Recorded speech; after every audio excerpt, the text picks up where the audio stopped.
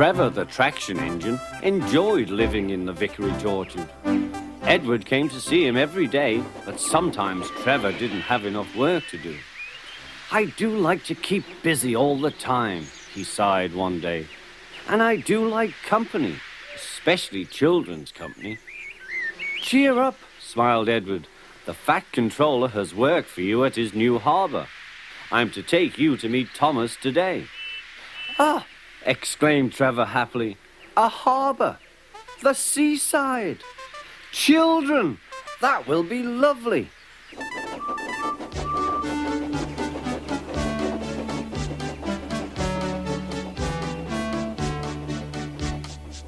Thomas was on his way to the harbour with a trainload of metal pilings. They were needed to make the harbour wall firm and safe. "Hello, Thomas," said Edward. "This is Trevor, a friend of mine. He's a traction engine." Thomas eyed the newcomer doubtfully. "A what engine?" he asked. "A traction engine," explained Trevor. "I run on roads instead of rails. Can you take me to the harbour, please? The Fat Controller has a job for me." "Yes, of course," replied Thomas, but he was still puzzled. Workmen coupled Trevor's truck to Thomas's train, and soon they were ready to start their journey.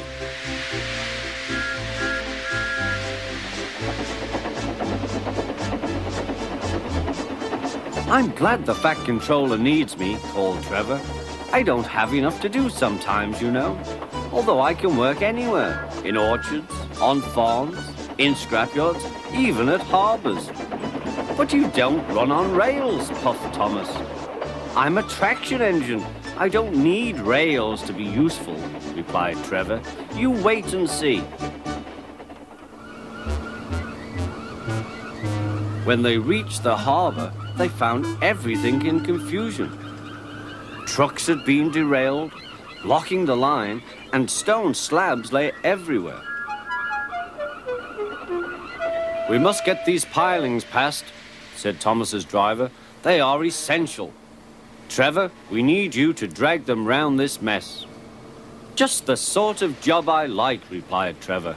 "Now you'll see, Thomas. I'll soon show you what traction engines can do." Trevor was as good as his word. He dragged the pilings clear with chains and towed them into position. "Who needs rails?" he muttered cheerfully to himself.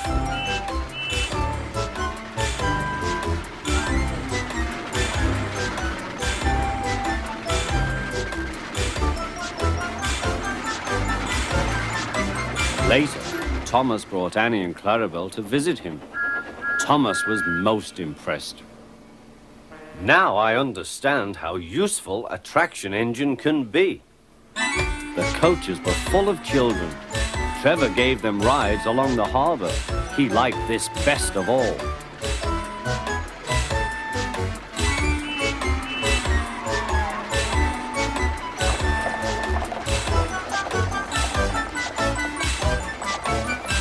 "He's very kind," said Annie. "He reminds me of Thomas," added Clarabelle. Everyone was sorry when it was time for Trevor to go. Thomas pulled him to the junction. A small tear came into Trevor's eye. Thomas pretended not to see. He whistled gaily to make Trevor happy. "I'll come and see you if I can," he promised.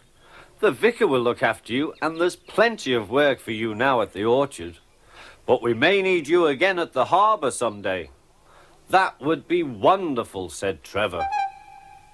That evening, Trevor stood remembering his new friend Thomas, the harbour, and most of all, the children.